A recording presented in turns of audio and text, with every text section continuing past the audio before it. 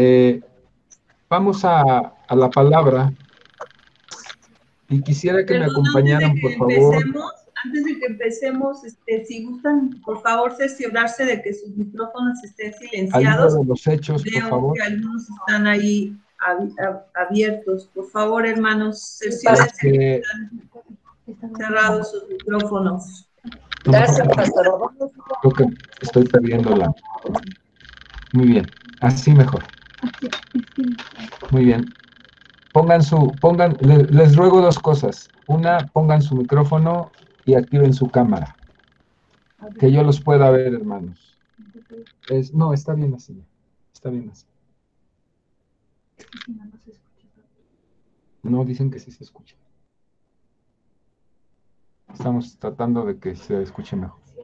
Si pueden abrir sus cámaras, se los voy a agradecer, hermanos. Me gustaría poder verlos a todos. Los que alcanzo a ver. Muy bien, vamos a la palabra. Al libro de los Hechos en el capítulo 4, hermanos. Por favor, acompáñenme.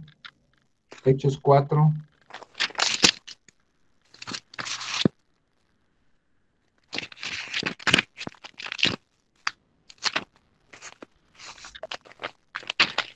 ¿Ya están ahí? En el versículo 23, por favor. Apaguen sus micrófonos y dejen activadas sus cámaras. Gracias. Muy bien.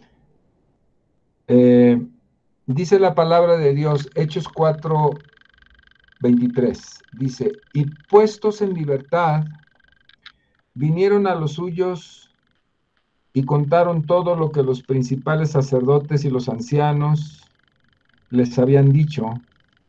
Y ellos, habiéndolo oído, alzaron unánimes la voz a Dios y dijeron, soberano Señor, tú eres el Dios que hiciste el cielo y la tierra y el mar y todo lo que en ellos hay, que por boca de David tu siervo dijiste, ¿por qué se amotinan las gentes y los pueblos piensan cosas vanas? Se reunieron los reyes de la tierra y los príncipes se juntaron en uno contra el Señor y contra su Cristo, porque verdaderamente se unieron en esta ciudad contra su santo Hijo Jesús, a quien ungiste, Herodes y Poncio Pilato con los gentiles y el pueblo de Israel, para hacer cuanto tu mano y tu consejo habían antes determinado que sucediera. Y ahora, Señor, mira sus amenazas y concede a tus siervos, que con todo denuedo hablen tu palabra. Mientras extiendes tu mano para que se hagan sanidades y señales y prodigios mediante el nombre de tu santo Hijo Jesús. Y cuando hubieren orado, el lugar en que estaban congregados tembló y todos fueron llenos del Espíritu Santo y hablaban con denuedo la palabra de Dios.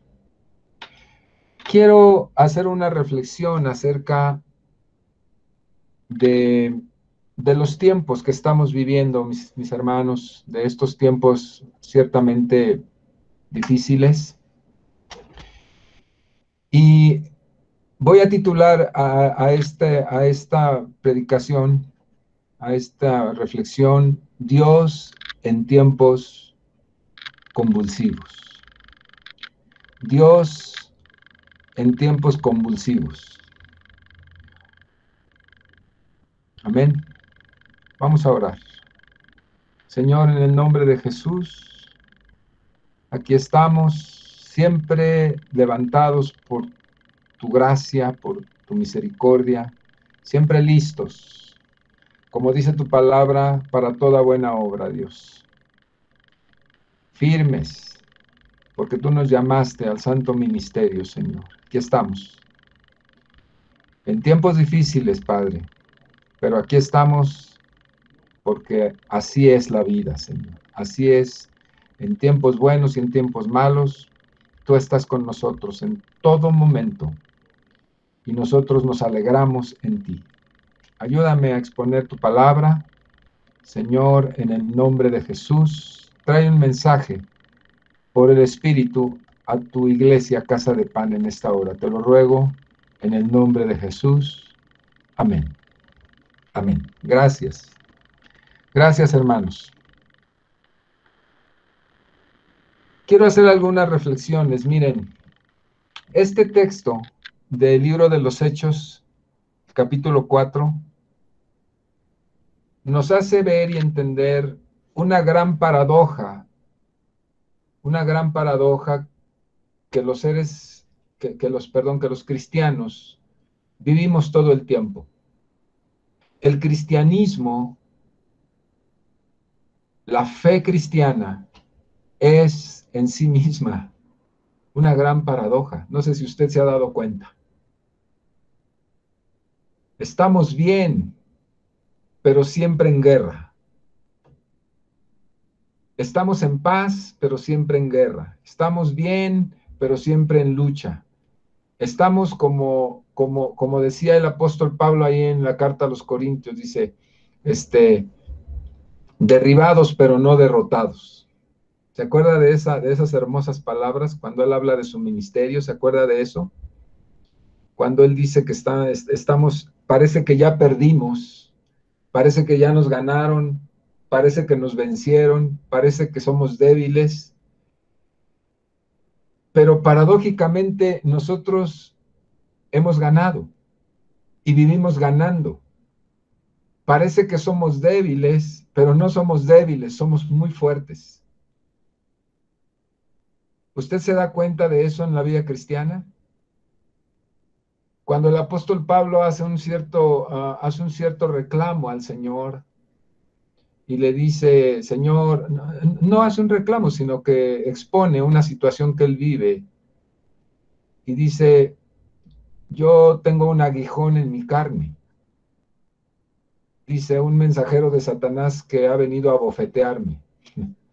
Qué cosas tan tremendas en un ministerio tan poderoso. Es una paradoja, es algo que el mundo no puede entender. La vida cristiana es así. Parece que estamos derrotados, pero vamos venciendo.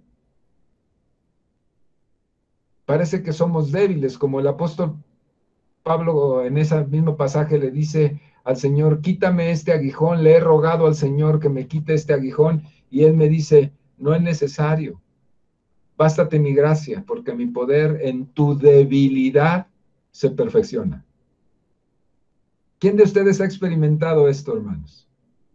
No, a veces sentimos que ya no podemos más, que queremos aventar la toalla, ¿no?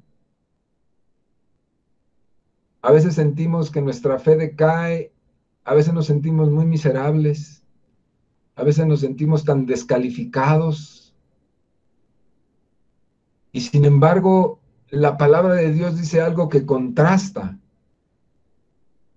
Y nos dice cosas como, con amor eterno te he amado, por lo tanto te prolongué mi misericordia.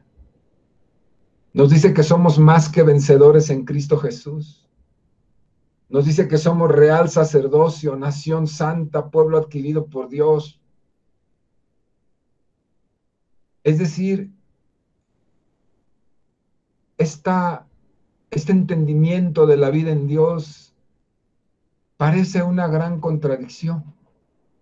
La vida es una gran contradicción, sobre todo la vida cristiana. A veces cuando más hundidos sentimos que estamos, es cuando Dios más presente está con nosotros. No quiere decir que en otros momentos no, pero es así. Dios es paradójico. No sé si usted se da cuenta, Dios es paradójico.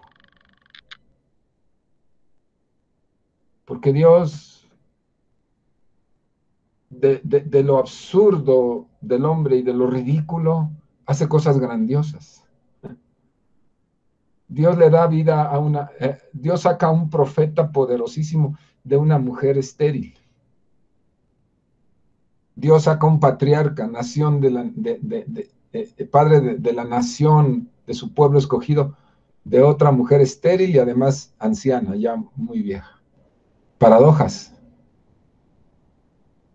Dios hace nacer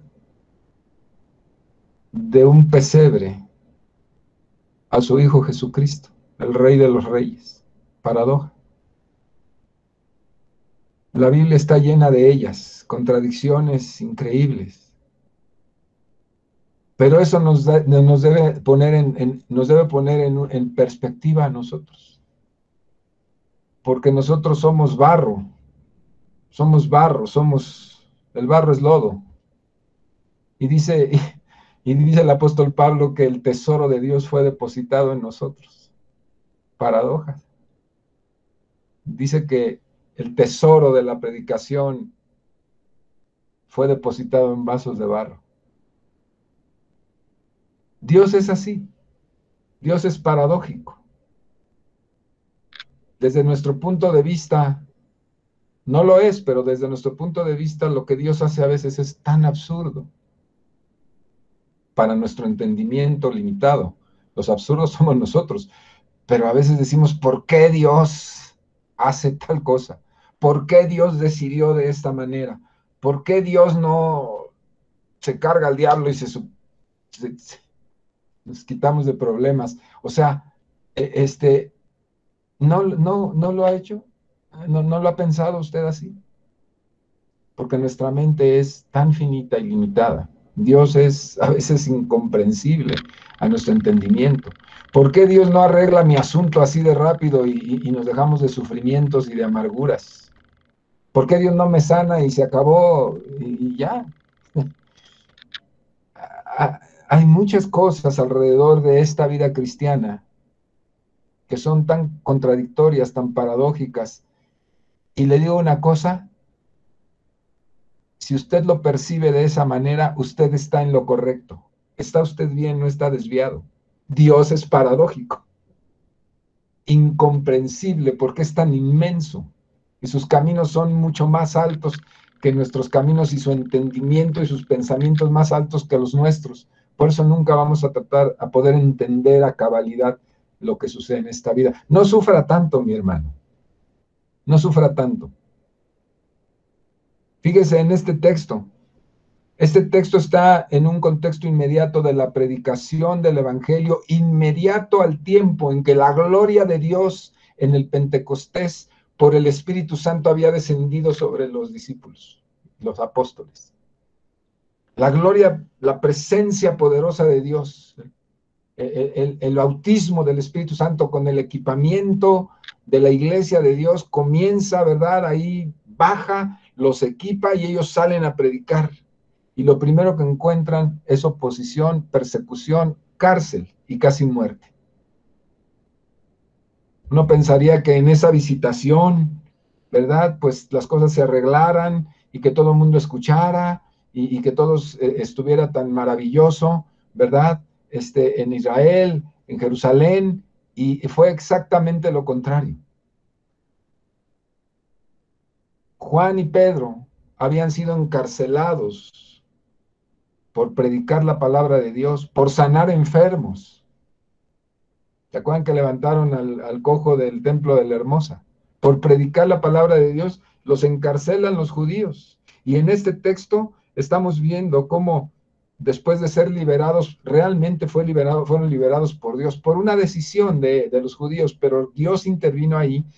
En este texto del versículo 23 del capítulo 4 en adelante, nos damos cuenta claramente ahí en el versículo 27 dicen en su oración, los hermanos que reciben a Juan y a Pedro después de haber sido liberados, dice que oraron juntos y dice, verdaderamente la gente se unió contra tu santo hijo Jesús, se unió Herodes, se unió Poncio Pilato, se unieron los gentiles y de pilón el pueblo de Israel al cual vino a salvar, su propio pueblo, todos ellos se unieron en su contra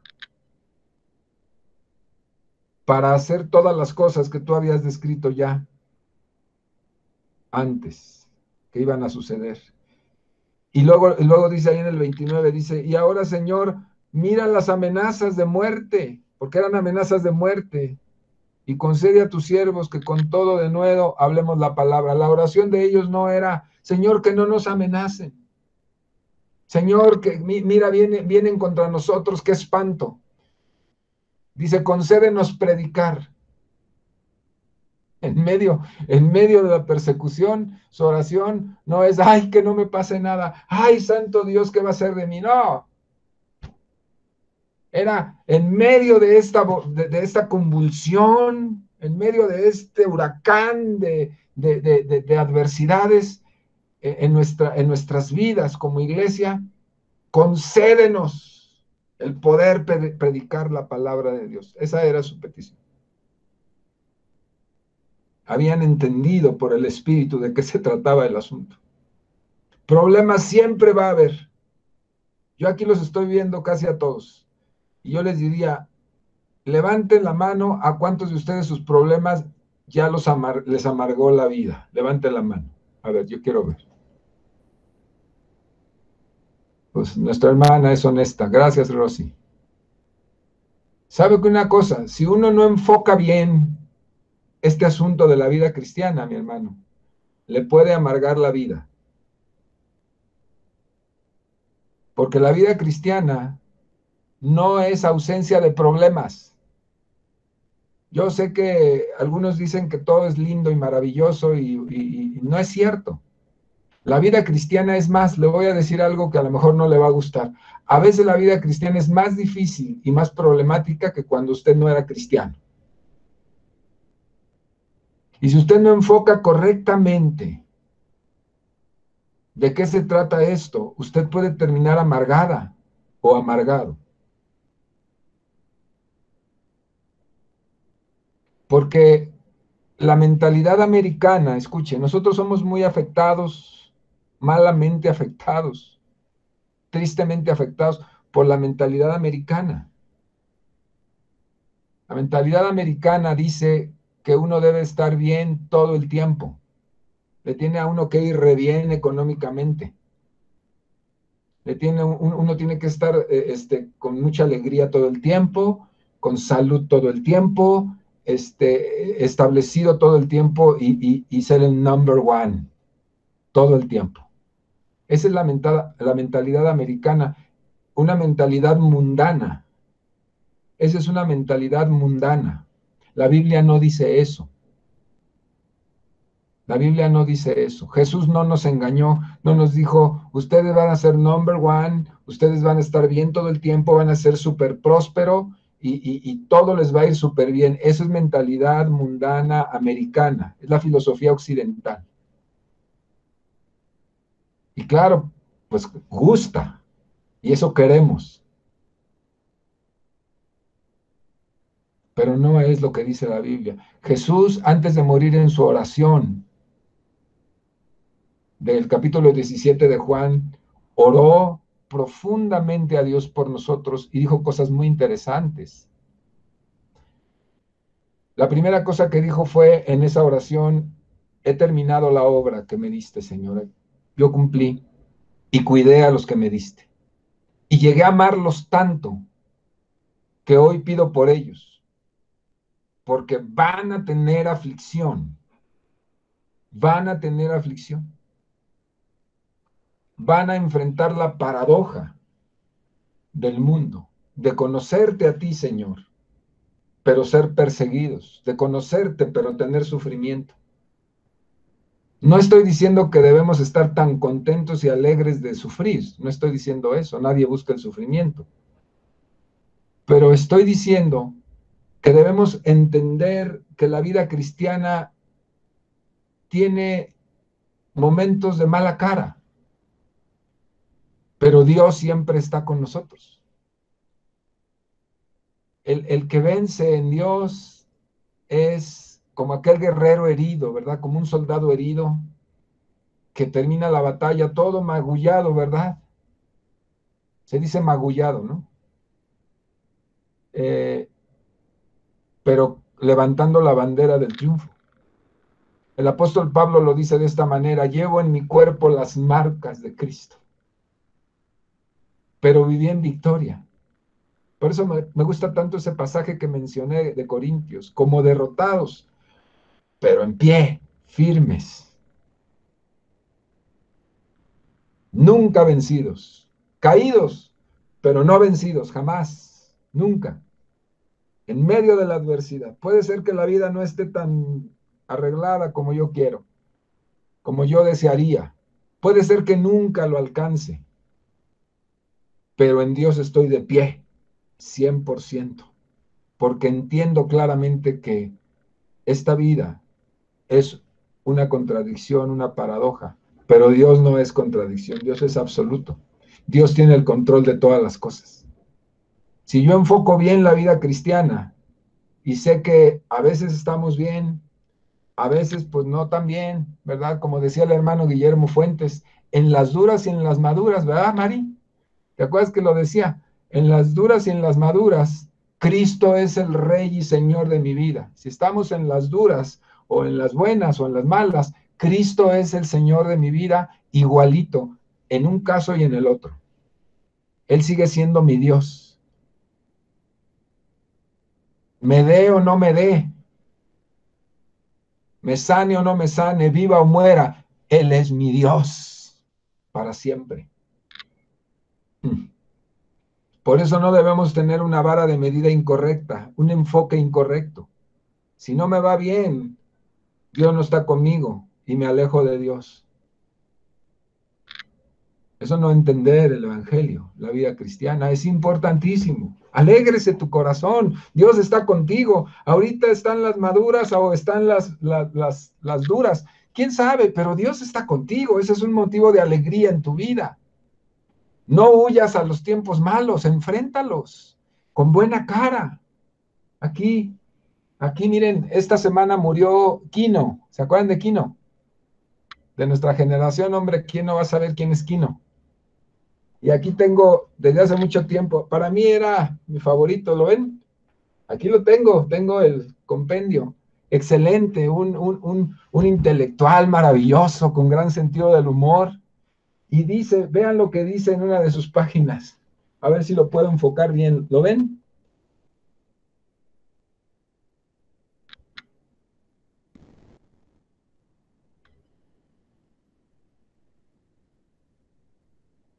¿Sí se vio? Mi querida Mafalda, curioso. Sí, sí. Uno cierra los ojos y el mundo desaparece. Hay momentos que quisiéramos hacer lo que dice Mafalda. Cerrar los ojos y que todas las broncas se vayan, pues porque no queremos enfrentar la dificultad, preferimos darle la vuelta, evadir responsabilidad, evadir problemas, y mejor nos salimos por la tangente y decimos, no, pues esta no es la voluntad de Dios. ¿Y cómo sabes? ¿Cómo sabes que Dios no te estaba afilando en ese momento para formar carácter en ti, formándote en responsabilidad, en entendimiento? Y mejor preferimos cerrar los ojos y decir, esto no es para mí.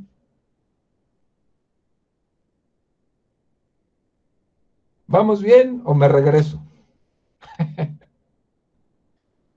La vida cristiana, Dios no nos engañó. Jesús no nos engañó, nos dijo, van a tener aflicción, pero confíen que yo estoy con ustedes porque yo vencí, yo tengo la victoria. Y al final van a salir victoriosos. No importa si aporreados, mayugados, maltratados, ultrajados, no importa, pero ustedes al final van a permanecer de pie, levantados, con honor, con solvencia emocional, espiritual. La gente los verá y los respetará porque supieron aguantar los tiempos difíciles, porque confiaron en mí, que soy la roca de cualquier vida que se quiera parar sobre ella. Es muy importante esto. Aquí estaban los apóstoles y los discípulos en tiempos bien difíciles y vivieron todo el resto de su vida, vivieron con tiempos súper difíciles. Es más, los mataron. Los mataron. Terminaron sus vidas. Los apóstoles, el enviado, cuando el Señor Jesús les dijo, vosotros sois mis apóstoles, pues le estaba diciendo, son mis enviados. ¿Enviados a qué? A morirse. ¿Quién sabe si lo hubieran sabido, si se hubieran aventado el paquete? Pero todos se murieron, excepto Juan. Bueno, Juan murió no martirizado, ¿verdad? Pero ese fue el llamado a morir. No estoy diciendo que usted tiene que ser un mártir. Estoy diciendo que enfoquemos correctamente, que la vida cristiana tiene sus momentos difíciles, pero Dios siempre está en medio de nosotros.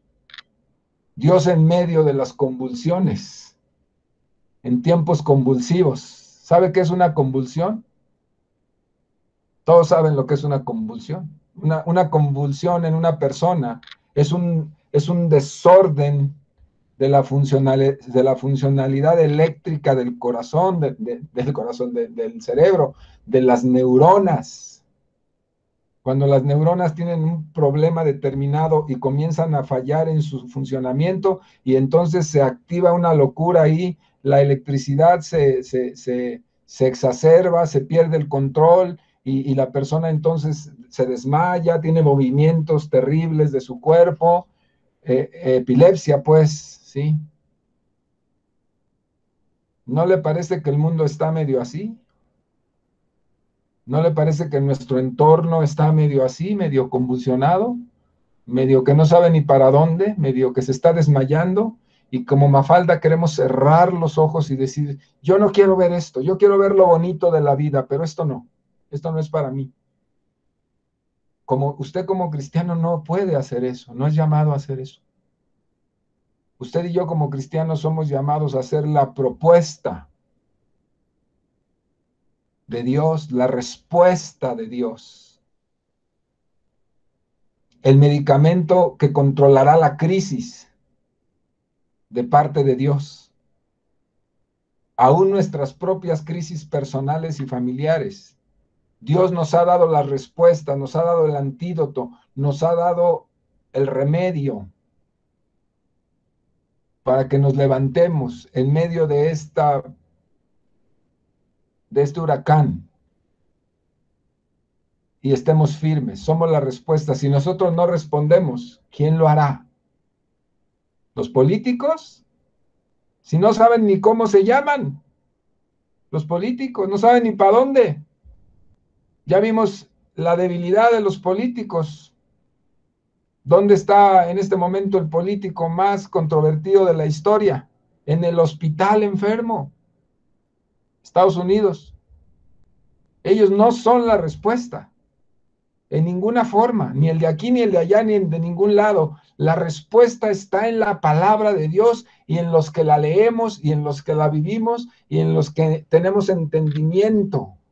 Vea cómo responde un cristiano entendido en el espíritu ante la adversidad. Aquí está en el versículo 29. Y ahora, Señor, mira sus amenazas y concede a tus siervos que con todo denuedo hablen tu palabra. Así responde.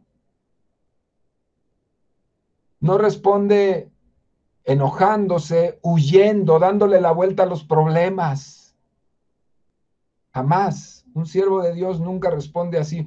Ya no llamemos un siervo de Dios, un hombre entendido en Dios nunca evade los problemas, los enfrenta, los vive intensamente y los soluciona. Y siempre tiene firmeza de carácter, los afronta y sale victorioso encima de los problemas. Lo resuelve. Y siempre además está con buen ánimo. Paradoja. ¿Sí? Así es. Así es. Así es la vida en Dios. La vida en Dios no es una predicación dominical. Por favor. ¿Qué importa si estoy predicando yo tras esta cámara o estoy en el templo? Para uno les da lo mismo, ni se conectan ni van, ni cuenta se dieron, ¿no? El evangelio no está en el templo, en un púlpito con un micrófono. El evangelio está en la vida de nosotros, en la vida comunitaria. de los que entendemos a Cristo. El Evangelio no es un mensaje de buen ánimo. El Evangelio es la enseñanza de principios poderosos que apuntalan sobre nuestra voluntad, sobre nuestro espíritu, sobre nuestra vida y que nos hacen crecer y ser grandiosos. Ese es el Evangelio, que transforma nuestra vida, que nos confronta para ser mejores personas cada día. Ese es el Evangelio. Si no está sucediendo en tu vida, mi hermano o hermana, incorpórate al Evangelio verdadero, que está en la palabra de Dios. El Evangelio es un desafío a nuestra mentalidad. Nuestra mentalidad es lógica. Nuestra mentalidad es cuadrada. 1 más 1 son 2. 2 más 2 son 4. Y si no es así, no entra dentro de mis conceptos, dentro de mis principios. Pero Dios escandaliza la mente y para Dios 1 más 1 no son 2, ni 2 más 2 son 4. Dios revienta esa lógica de nuestra mentalidad y de nuestra intelectualidad. Y nos confronta y nos hace ver que las cosas son distintas en Él. Dice el texto paulino, Dios escandalizó la mente de los sabios y le reveló las cosas importantes a los pequeños. Importante entender con un enfoque correcto cómo es la vida en Dios. Hay un pasaje en Jeremías que le invito a que vaya conmigo, ahí a Jeremías 29. Vea el mensaje que da Dios a través del profeta Jeremías al pueblo. Quiero que analicemos juntos, hablando de nuestro Dios en tiempos convulsivos. Vea qué cosa.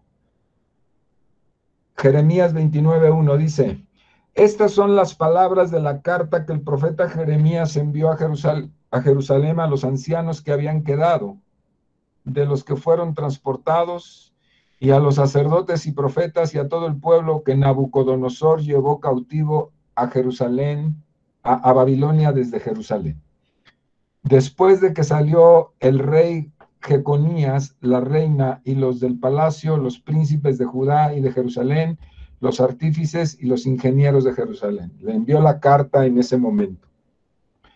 Por mano de Elasa, hijo de Safán, y de Gemarías, hijo de Hilcías, a quien envió Sedequías, rey de Judá, a Babilonia, a Nabucodonosor, rey de Babilonia, decía, así ha dicho Jehová de los ejércitos, Dios de Israel, a todos los de la cautividad, que hice transportar de Jerusalén a Babilonia, edificad casas y habitadlas, y plantad huertos, comed el fruto de ellos, casaos, engendrad hijos e hijas.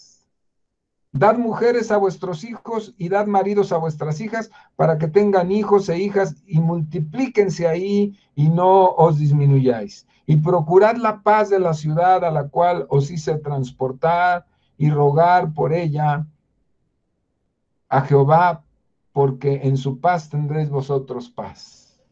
Lo pongo en perspectiva. Una pausa aquí. Imagínese usted esta situación. Un pueblo que fue conquistado, un pueblo que fue sitiado primero, luego conquistado terriblemente, golpeado terriblemente. Asesinaron a muchos y a los que quedaron se los llevan cautivos, esclavos a Babilonia. Estoy hablando de Jerusalén, de la ciudad de Jerusalén. Los llevan cautivos a Babilonia. Y los instalan allá en calidad de siervos, de esclavos. Imagínense cómo se sentía en ese momento la gente. Usted y yo no podemos dimensionarlo porque nunca hemos sido esclavos. Nunca nos ha sucedido cosa alguna, no podemos dimensionarlo, pero póngase un momentito. Tanto que nos quejamos de que si llegaron los 2,000 pesos más, que si tenemos 2,000 pesos menos, que si no tenemos el coche nuevo, que si no tenemos un estatus de vida, que si me duelen las rodillas, o sea, tanto, ¿verdad? Bueno, todos nos quejamos. Pero a ellos los tomaron como estaban, los humillaron, los ultrajaron, violaron a sus mujeres y a sus jóvenes y se los llevaron cautivos. Caminando, a pie, no había transporte. Desde Jerusalén hasta Babilonia, que está lejísimos. Llegaron allá y los tenían no sé con qué calidad, pero seguramente no muy cómodos. Y después se enteran que su rey llega con la reina también cautivo y con toda la corte a Babilonia. Imagínense la situación emocional y espiritual que tenían. Y les llega esta carta, enviada por Jeremías de parte de Dios. Y les dice a todos los que están cautivos y que yo los hice transportar. Dios no niega que Él fue el autor de esto. Dios no niega. Dios los puso en jaque mate. Dios los puso en jaque mate. Yo sé que hay gente que dice, no, Dios no hace eso, Dios es bien bueno y que no sé qué. No, Dios aquí está diciendo, yo los hice transportar, yo te puse contra la pared, yo te puse contra la pared. Dice, a todos ustedes, dice, edifiquen casa, es mi mensaje. Pongan sus casas, habítenlas, planten huertos, coman del fruto de los huertos. Cásense y que sus hijos, cásense y engendren hijos y den sus hijos en casamiento. Y habiten ahí, multiplíquense, no se disminuyan, multiplíquense. Y procuren la paz de la ciudad a la que los hice transportar. Porque si hay paz en la ciudad, ustedes tendrán paz. ¿Cómo le caería a la gente esta carta? Piénselo. Les ha de haber caído maravilloso, ¿no? Qué mensaje tan alentador. No, mi hermano. Han de haber dicho, ¿cómo es posible que el Dios nuestro parece que se está burlando de nosotros? Estamos terriblemente mal aquí, humillados, violados, enfermos, golpeados, en una condición, y parece que Dios se ensañara con nosotros mandándonos esta carta, diciendo, acomódense muchachos, acomódense ahí y vivan ahí con sus hijos, multiplíquense, y además oren por la ciudad a la que los mandé, como si hubiera sido un viaje de placer. ¿Lo puedes imaginar?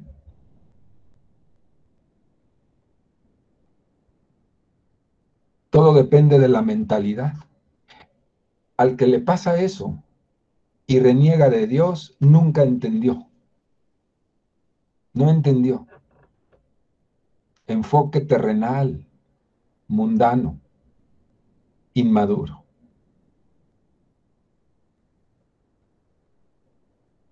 Pero al que le agarra la onda a Dios, dice, ¿sabes qué, Dios?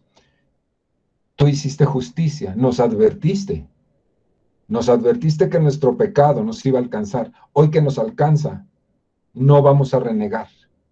Hoy que nos alcanzó nuestro pecado, en lugar de renegar y huir cobardemente y estar enojado todo el tiempo y maldiciendo a mi esposa, a mis hijos y de malas, y en lugar de eso, yo me siento, medito, me levanto en ti y digo, Señor, este es un moldeamiento de mi vida y mi carácter. Me estás enseñando, estoy aprendiendo de ti, este mal que vino, y si vino por causa de mi propia rebeldía, como en el caso de ellos, lo mejor que podían hacer es meditar en Dios y decir, Dios es poderoso, es su voluntad, Él nos hizo traer y algo nos está enseñando en este lugar, aunque en este momento no lo pueda ver. Dios es un Dios de paradojas, pero también es un Dios formativo. Y lo mejor de todo es que en medio de esos convulsionados tiempos, hermano, Dios siempre está con nosotros. Mire lo que dice más adelante. Dice versículo 8, porque así ha dicho Jehová de los ejércitos, Dios de Israel, no os engañen vuestros profetas que están entre vosotros, ni vuestros adivinos, ni atendáis a los sueños que soñáis. ¿Qué les decían los profetas que no eran de Dios en tiempos convulsivos, en tiempos terribles a la gente, como sucede hoy? Te va a ir súper bien. Dios te va a prosperar, no te preocupes. En 2 años tú ya estás del otro lado y te va a ir muy bien y tu familia va a estar bien y te va a sanar y no te vas a morir.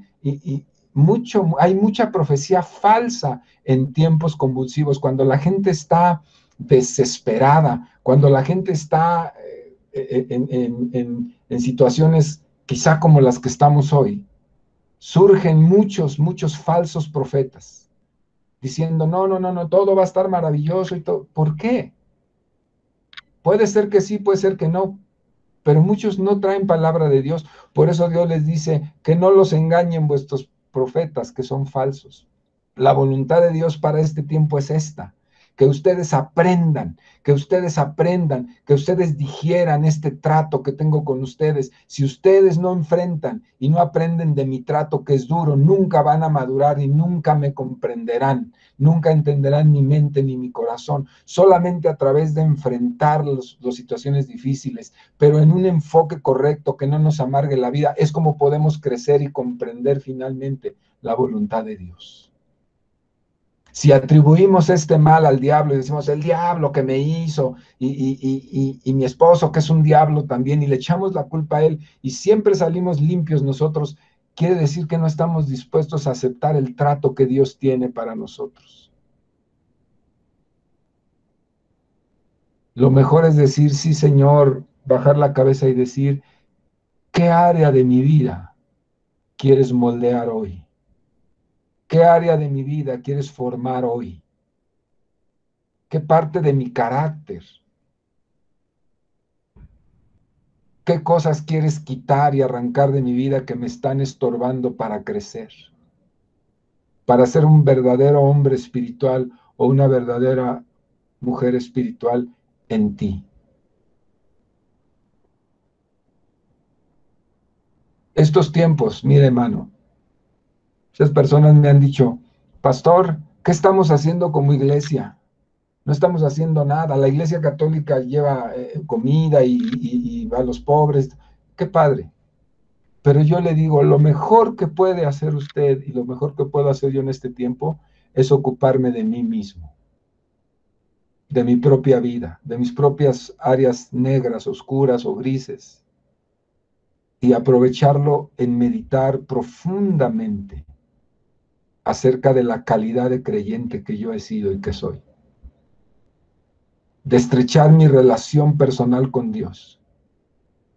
Si yo lograra hacer eso, le aseguro, mi hermano, que al salir de esta pandemia, de este tiempo oscuro, voy a ser una luminaria que va a ganar más almas para el mundo que nadie. Es tiempo de intimidad, es tiempo de estar con Él, es tiempo de recargarse en Él, de recargar la energía, poder que nos da su presencia. Y vidas así impactan y la gente se convierte. Créalo. Dice el Señor, no le crean a los adivinos que dicen, esto no vino de Dios, esto fue el diablo, esto fueron las circunstancias. Dios aclara en esta carta y le dice, fui yo te impuse este cautiverio, yo te impuse esto, porque te voy a formar. Y aquí entonces hay dos posibilidades: o huyes, te escondes y reniegas todo el tiempo, o lo enfrentas y dices, Señor, fórmame,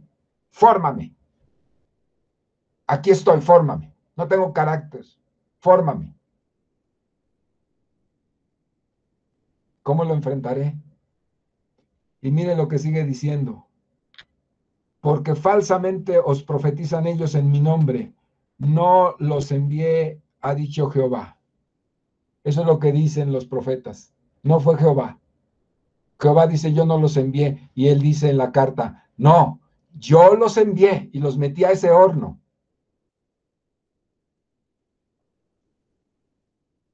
Porque así dijo Jehová, cuando en Babilonia se cumplan los 70 años, yo os visitaré y despertaré sobre vosotros mi buena palabra para haceros volver a este lugar. Dios tiene un plan tiene de meterte al horno, de meterme al horno, de moldearme, de enseñarme, de depurar en mi vida lo que no conviene. Y eso cala y eso duele. Pero el horno, como cuando cocinamos, ¿verdad? Le ponemos nada más 10 minutos, le ponemos 15 minutos o media hora, o el tiempo que sea. Dios dijo 70 años, nada más, suficientes para moldear esta generación necia. La voy a enderezar. Y los que se quisieron someter, y los que enfrentaron, como dice el hermano Miqueas Bustos, el sufrimiento y la adversidad y el trato de Dios, se enfrenta y se agarra el toro por los cuernos, no se le da la vuelta, porque si no, no será de provecho. Generará amargura, pero el que le enfrenta, al terminar, gana, se para y crece, se levanta. Y entonces el Señor dice aquí, después de este tiempo los haré volver a este lugar, y aquí termina esta parte maravillosa, porque yo sé los pensamientos que tengo acerca de vosotros, dice Jehová, pensamientos de paz y no de mal. Ay, caray. ¿Cómo, Señor? Si estoy viendo toda esta pandemia terrible, esta mortandad terrible, esto que nos está afectando personalmente, ¿cómo? O sea, mientes, Señor, porque lo estoy viendo aquí tan cerca, lo estoy viendo con mis amados, lo estoy viendo con... Se nos acaba de morir un pastor, terriblemente se nos fue en 3 días por el COVID. ¿Cómo te puedo entender que me digas que tienes pensamientos de paz y no de mal para nosotros? No enfocamos correctamente.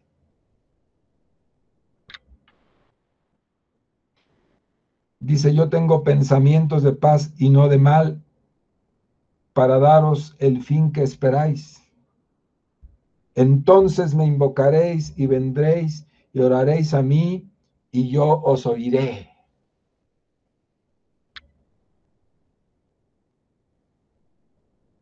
Es tiempo de invocarle. Es tiempo de venir a Él y es tiempo de orar a Él. No es tiempo de hacer campañas y andar en campañas y vamos todos y salgamos y ganemos gente con nuestros cubrebocas. Lo que va a pasar es que se van a contagiar todos y al rato van a estar renegando peor. Es tiempo de invocar a Dios. Es tiempo, según el versículo 12, de venir a Dios, de orar a Dios. Y dice, y yo los oiré.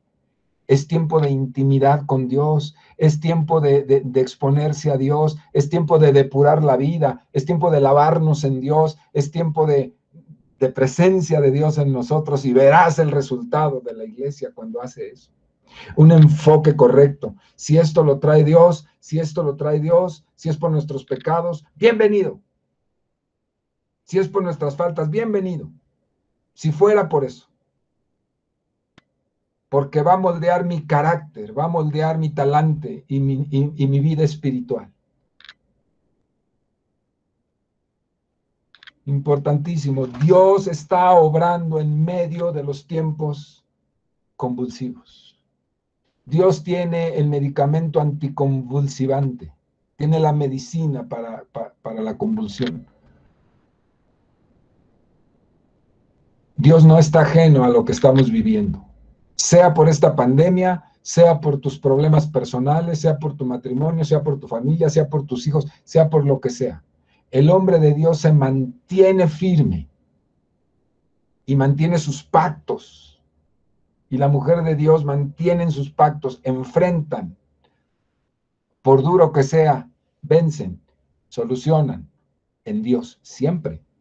Y eso traerá bendición, una gran bendición.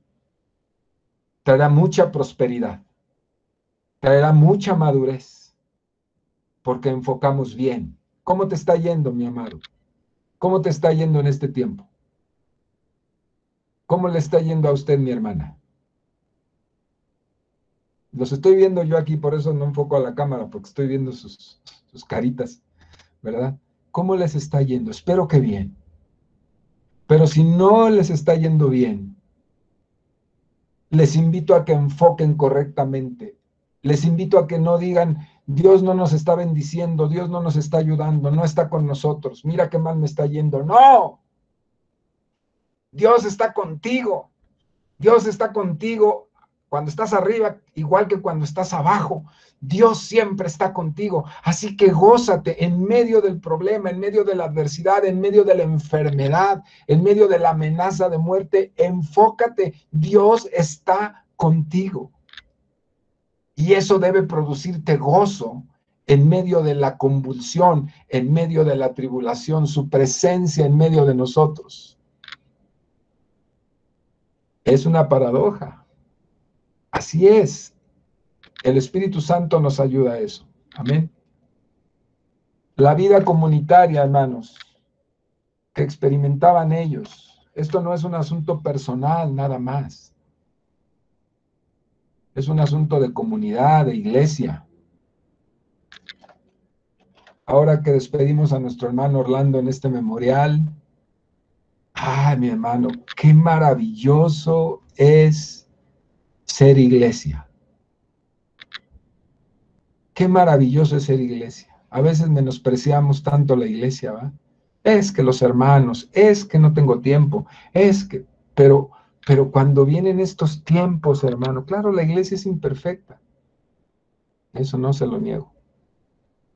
Pero qué hermoso es cuando la iglesia se une en una tragedia como la que ha sucedido en la familia de mi querido Orlando, y su esposa recibe tantas bendiciones de tanta gente y tanto abrazo, con las limitaciones que amerita, que reclama el momento, ¿verdad?, de la pandemia, pero todo mundo ahí abrazando maravillosamente.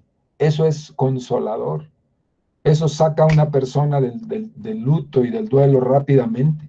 El sentirse parte de una comunidad del cuerpo de Cristo. Veíamos cómo esta reunión que tuvimos con América, con sus hijos, y lo decía ella misma, yo me doy cuenta que esto no es un velorio. Usted se da cuenta que cuando alguien muere van y lo entierran, perdón, van a velarlo, y va un montón de gente, andan contando chistes por los rincones y se andan riendo, le dan una cara de tristeza al doliente y nada más se voltea y se empiezan a reír y en su rollo y no les importa. Eso es hipocresía, mejor no ir. Pero qué tremendo es cuando ve uno el dolor realmente genuino de tanta gente, porque nos dolió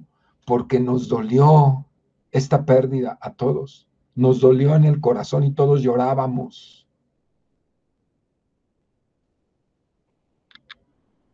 Qué hermosa es la vida en comunidad. Ahí cuando termina el versículo 30, estaban juntos. Ahí del 32 en adelante dice que tenían todas las cosas en común, eran de un solo corazón, un alma, y no nada era de alguien, sino todo era de todos, tenían todas las cosas en común. Ahí mismo donde estamos leyendo en el versículo 22, esa era la característica de esa comunidad, que se amaban, y cuando llegaron Pedro y cuando llegaron Juan, habiendo sido soltados de la cárcel, los abrazaron rápido y oraron toda esta oración que hemos estado analizando.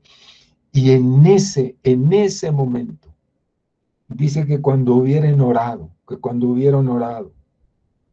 cayó el Espíritu Santo y hablaban con denuedo la palabra de Dios. O sea, fueron rellenados del Espíritu Santo, un nuevo bautismo del Espíritu Santo, otra vez. Rebosó el Espíritu Santo sobre la iglesia. Ya habían tenido el Pentecostés, pues otra vez. Y volvieron los que no habían hablado en lenguas, pues hablaron, y los que ya habían hablado volvieron a hablar en lenguas. Y otra vez, y dice que hablaban con denuedo la palabra de Dios, como resultado de esto que les pasó en Dios. ¿Cómo está viviendo usted, mi hermano, su vida espiritual cristiana? Afanado, afanado, afanado, afanado. O está diciendo, Señor, tú eres soberano. No se cae un pájaro que vuela si no es la voluntad de Dios, dijo Jesús.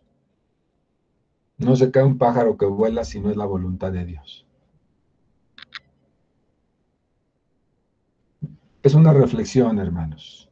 Estamos en tiempos difíciles y oscuros. ¿Cómo lo vamos a enfrentar? Todavía no acabamos.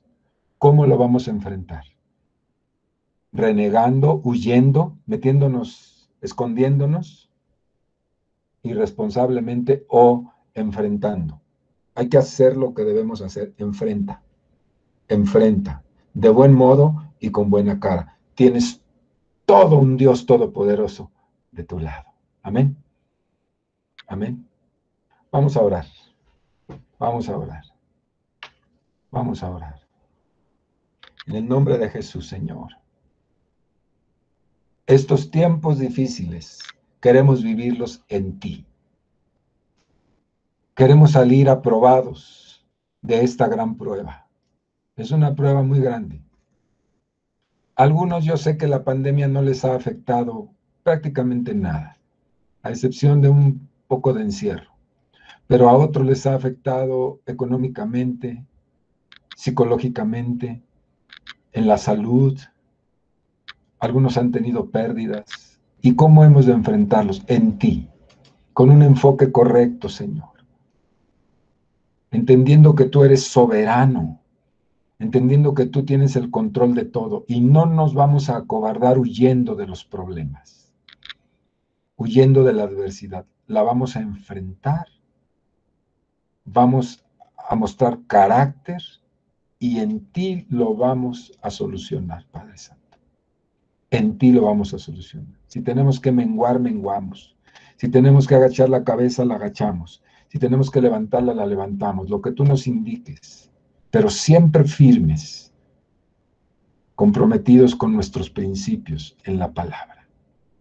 Señor, en el nombre de Jesús, ayuda a mis hermanos, ayúdame a mí, Señor.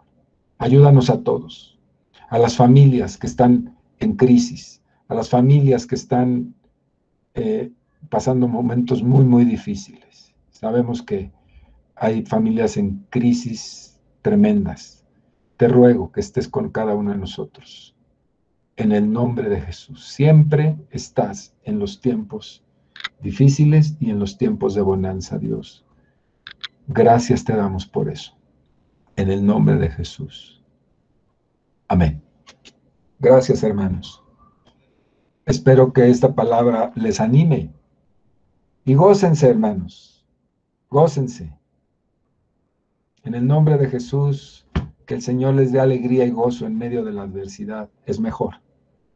Amén.